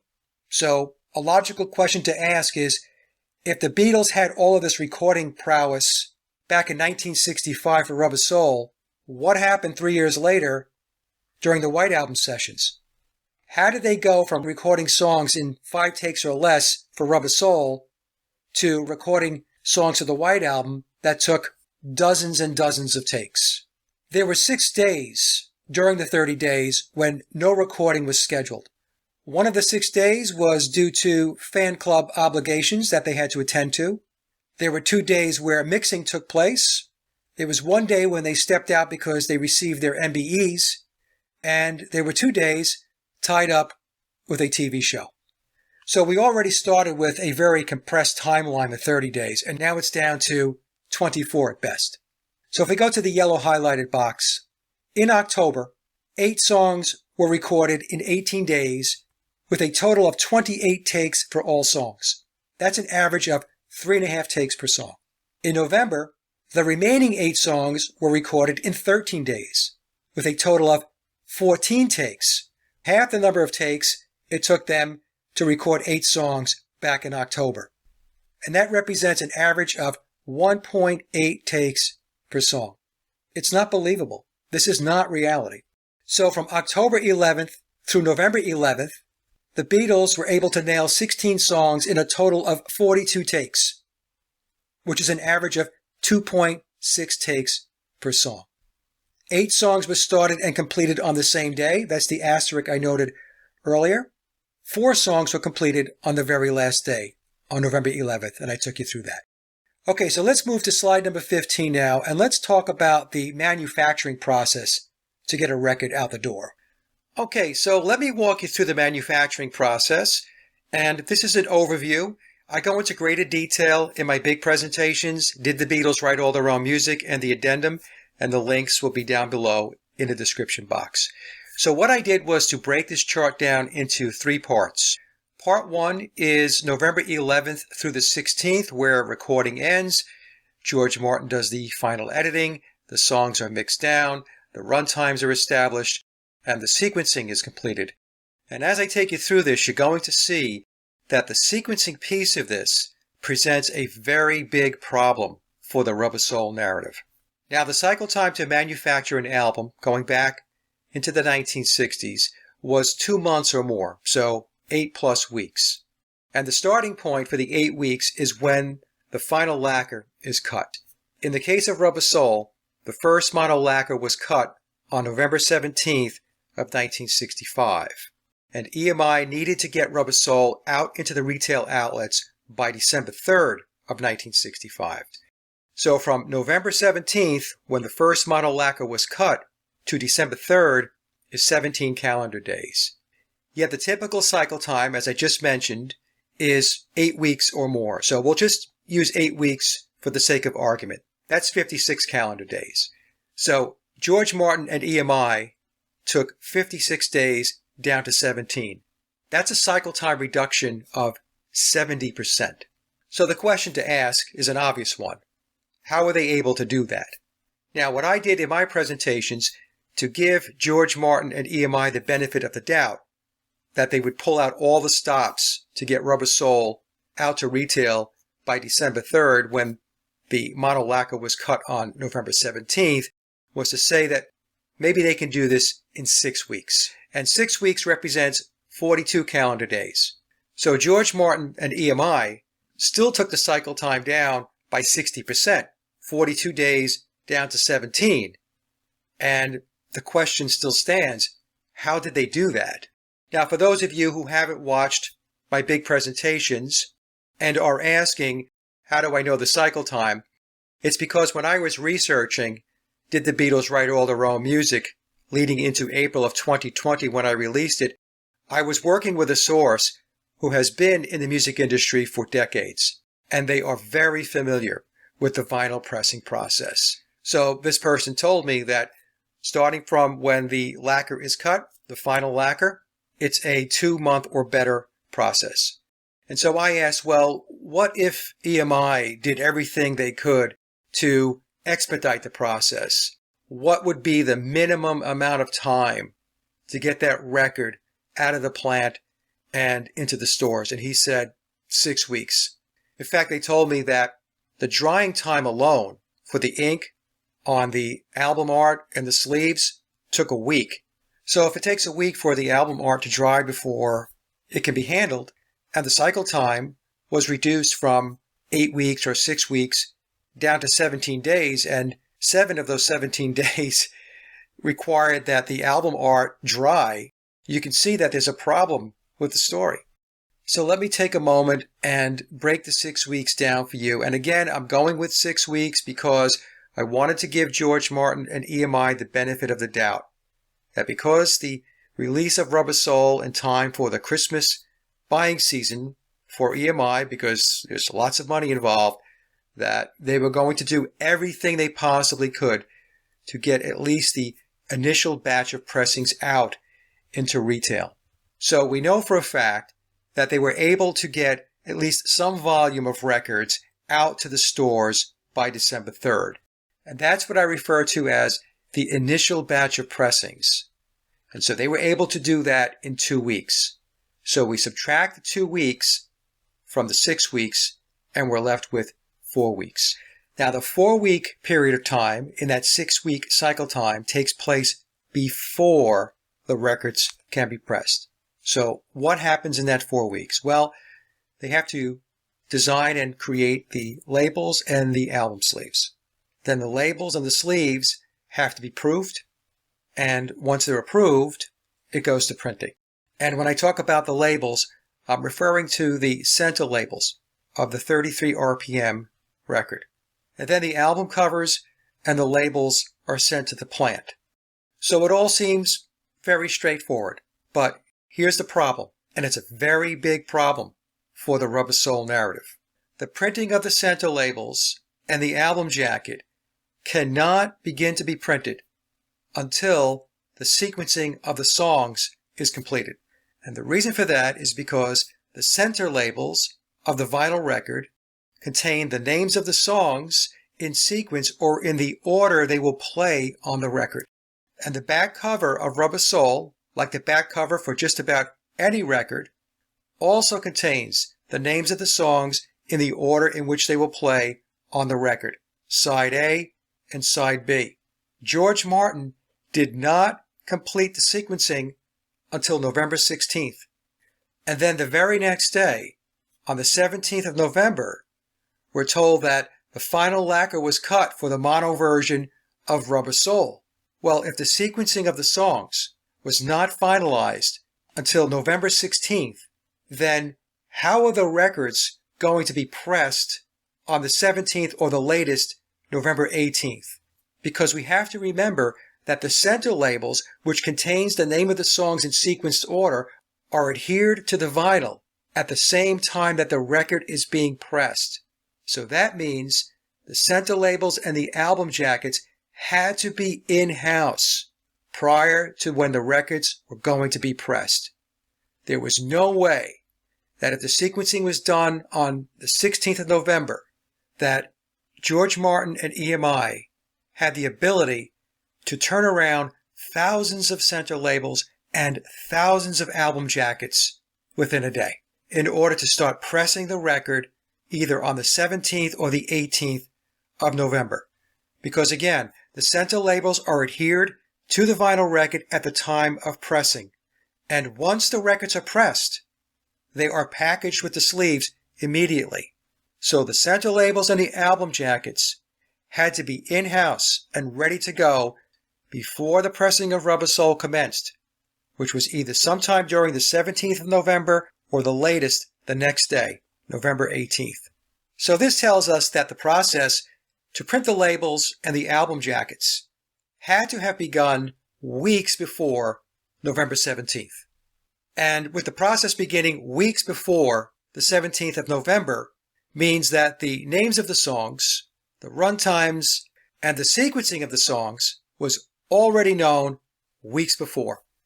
Okay, so with slide number 16, let me just summarize what I took you through on the previous chart. So we know that on the 16th of November, George Martin worked out the LP running order, which is also referred to as the sequencing. Calculating the run times or the length of the songs is required to complete the sequencing. Run times are calculated once the final recording of the song is complete, which would include any editing. Sequencing determines the order the songs will be appearing on the record, side A and side B. George Martin completed the sequencing on November 16th, 17 days before Rubber Soul was to be in stores. Without the sequencing completed, the center labels and the album jacket cannot be printed because both the labels and the back of the LP cover contain the names of the songs in playing order. So the question is, how were the center labels and the album sleeves ready by November 17th when the sequencing was completed just one day prior? And the answer is, the names of the songs and run times, as well as the sequencing, were known and completed well in advance of November 16th, meaning the labels and album sleeves were already printed with the sequence song titles on standby and ready for when the pressing and packaging process commenced. So how was it possible to get all of this stuff done up front? All of the songs were pre-written and recorded prior to the Beatles entering the studio. Since the songs were already written and recorded, the names of the songs, run times, and sequencing were also known. Therefore, the center label and album cover manufacturing process could begin in advance of the Beatles completing the vocal tracks between October 11th and November 11th. Okay, so at this point, I'm sure the question that many of you are asking is, when did the manufacturing process begin for the center labels and the album covers in order to have them in-house by November 17th when the mono lacquer was cut? And I will get to those dates in a moment. But before I do that, I think it's important to revisit the key dates along the Rubber Soul timeline. So we know that the Beatles arrive at EMI Studios on October 11th of 1965. And on November 11th, going into the very early morning hours of November 12th, recording concludes. Then on November 15th, George Martin does the final mix. And then the next day, on November 16th, he does the sequencing. On November 17th, the mono lacquer is cut. And the cutting of the lacquer means that the pressing process can now begin. However, 2 days later, on the 19th of November, there was a quality issue with the November 17th lacquer, and so they had to recut it. As a side note, records were pressed, copies were made based upon the November 17th mono lacquer. Those copies of Rubber Soul are referred to as the loud cuts, and they are sought after by collectors. And the reason why they're collectible is because not many copies were pressed based upon the November 17th lacquer. So now with the lacquer recut, they can begin the process of creating the stampers, start pressing the records, and to get the initial batch of pressings into the retail outlets by December 3rd. So now let's back up the calendar and figure out when the manufacturing process began for the center labels and the album jackets. So what I'm going to do is to take a look at 3 cycle times: 8 weeks, 6 weeks, and 4 weeks. And within each of these cycle times, 2 weeks is a constant.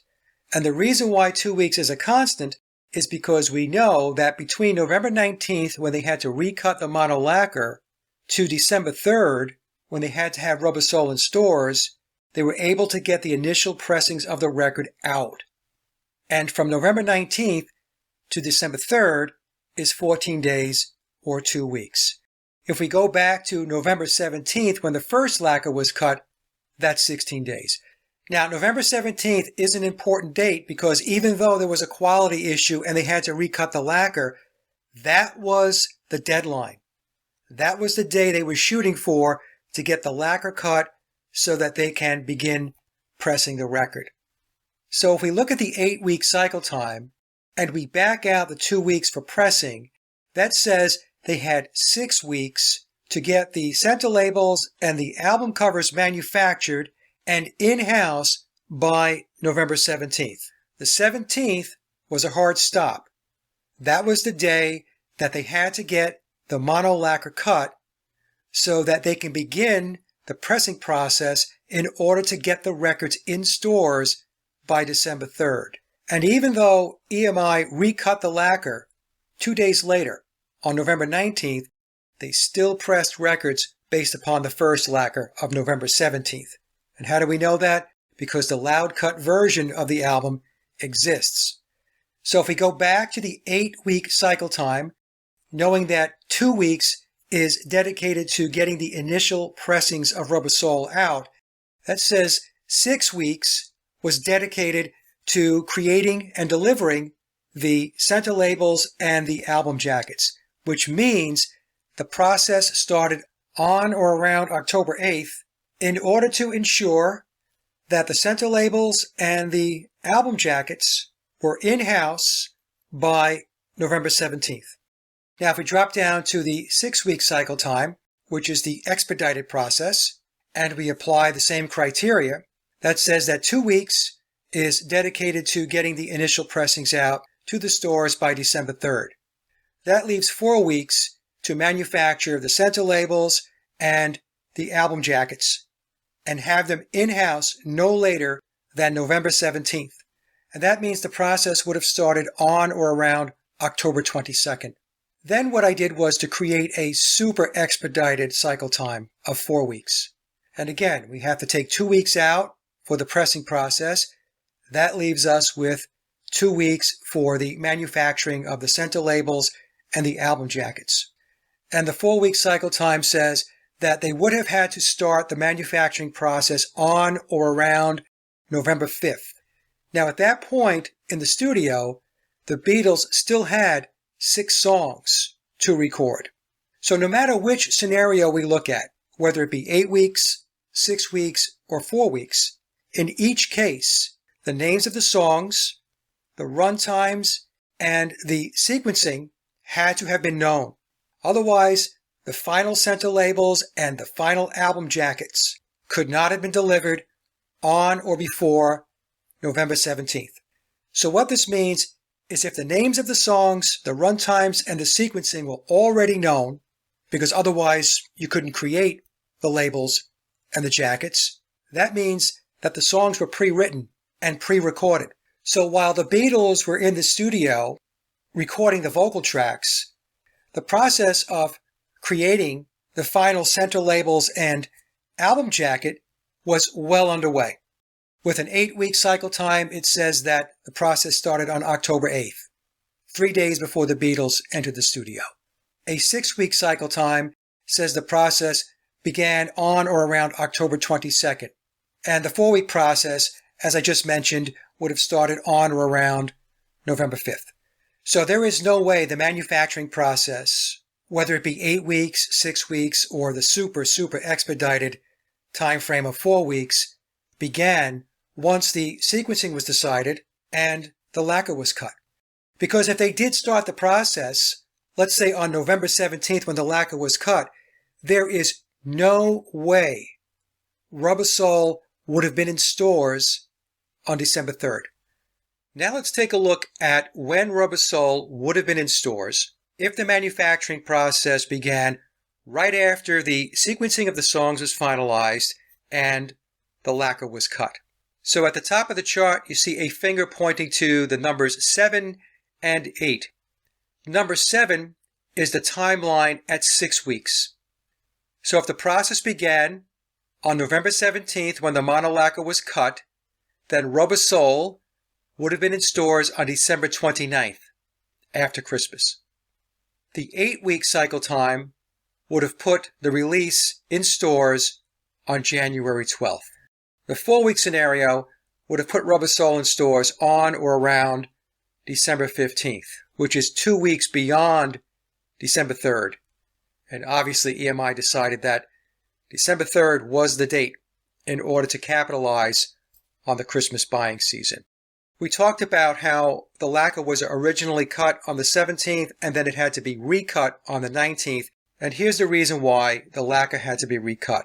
Now, Harry Moss was the mastering engineer for EMI.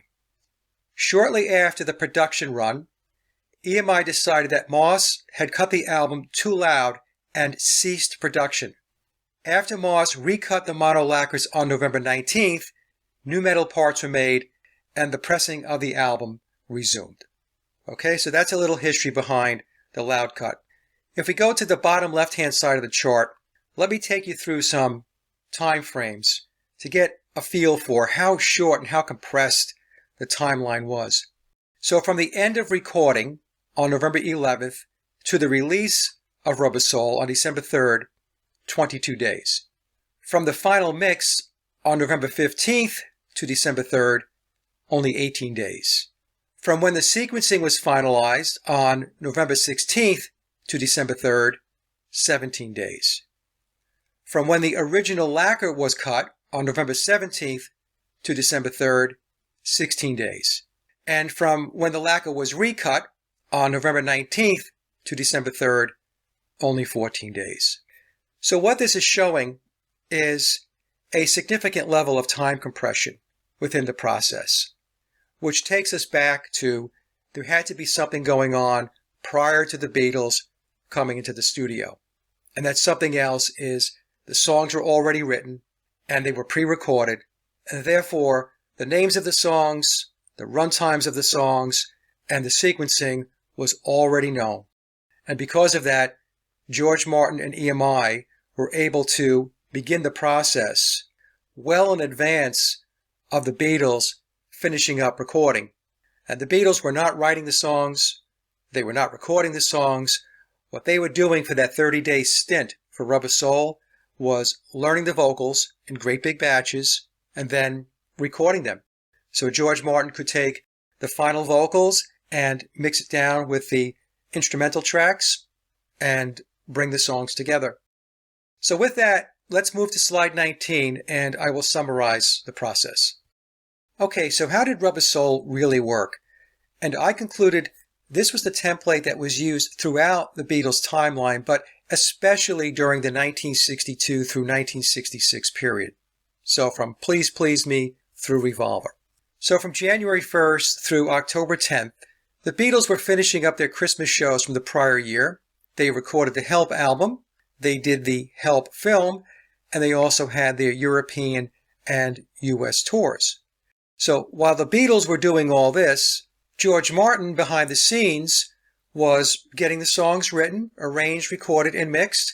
Once he had the songs recorded and mixed, he had the run times and he could do the sequencing. And once the sequencing is known, then the album sleeves and labels can go into production so that the center labels and the sleeves are in-house by the time the Beatles finish up recording the vocals and when EMI is ready to start pressing the records. And remember, the center labels are adhered to the vinyl at the time of pressing, not afterward. Okay, so let me just go through each one of these numbered verticals here to step you through what took place. Step 1. George Martin has all of the songs for Rubber Soul written and arranged. Step 2. All the Rubber Soul instrumental tracks are recorded by session musicians. Step 3. Because the songs are already written, that means the names of the songs are known, and because the songs have been recorded by session musicians, this means that the run times of the songs are known. With that information, George Martin can now do the sequencing, which takes us to step number 4. Because the sequencing has been established, then the manufacturing process for the center labels and the album jackets can begin to ensure that they are delivered by the time the Beatles finish up recording and EMI is ready to press the records. Now, the first 4 steps are taking place while the Beatles are doing their thing, finishing up their Christmas shows from the prior year, recording the vocals for Help, filming the movie Help, and doing their European and American tours. And then once they finish up the American tour, which ended on August 31st of 1965, they have that 6-week period of time where they didn't write music, going back to Mark Lewison's book, which then takes them into the studio between the period of October 11th and November 11th of 1965. And that's step number 5. And what the Beatles did in that 30-day period of time was to record the vocals and harmonies to the existing completed instrumental tracks. And that takes us to step number 6, where the final vocals are mixed down with the previously completed instrumental tracks. So we know the Beatles finished up recording the vocals for 4 songs on November 11th, which actually went into the early morning hours of November 12th. Going to step number 7, with the center labels and the album jackets in-house and waiting for the pressing process to begin. The mono lacquer is cut on November 17th and then recut on the 19th due to a mastering error. Going to step number 8, the final stampers and the initial run of Rubber Soul is pressed and packaged. And remember, the center labels are adhered to the vinyl at the same time that the record is pressed. And then moving to the last step, step number 9, the initial pressings of Rubber Soul are delivered to stores in time for the Christmas season. So from October 22nd through December 3rd, this 6-week period of time, the final mixing of the vocals against the completed instrumental tracks is completed, the lacquer is cut, the records are pressed with the pre-ordered center labels and packaged with the pre-ordered record covers, and then sent to distribution to get the records out to retail. So with that, my friends, that concludes this presentation. I hope it was informative. The comment section is open. You guys and gals have a great day, and we will talk soon. Thanks for listening. More important, she is an expert at hearing the slightest imperfection on a record surface. And should she find any, a new lacquer master from the original tape is immediately ordered from New York. After audio testing, the mold goes back to the plating tanks. It produces the most important new metal part, the stamper. This completes the cycle. Lacquer to master, master to mold, mold to stamper. The metal buildup to the stamper is exactly the same, except for one thing. The stamper is nearly all pure hard nickel. Its ridges press the playing grooves into the finished record. Now it's prepared for stamping. Ground perfectly smooth on the back. Optically center punched for the record press. Trimmed to exact diameter.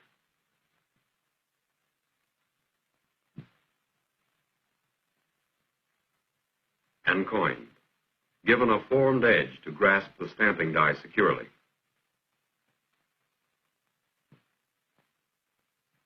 The record press is a complicated piece of equipment weighing 2 tons. It molds records by compression. Our stamper is mounted on the top die. Below it, another stamper simultaneously presses the other side of the record. The record compound, the finest pure vinyl obtainable, is fed into the press in granular form. It is forced by hydraulic pressure into a soft plastic in just the right amount for one record. The labels are pressed right into the record. Now we're ready to roll. It has taken many steps and many man-hours to get here. But a new record is stamped every few seconds. The record press automatically heats the vinyl plastic for stamping, then automatically cools it, so the record can be played immediately.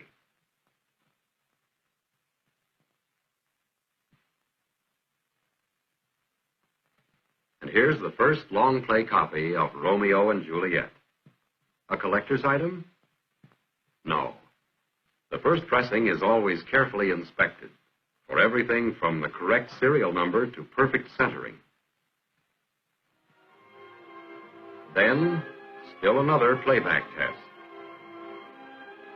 And finally, the pressing of the Romeo and Juliet gets going in earnest.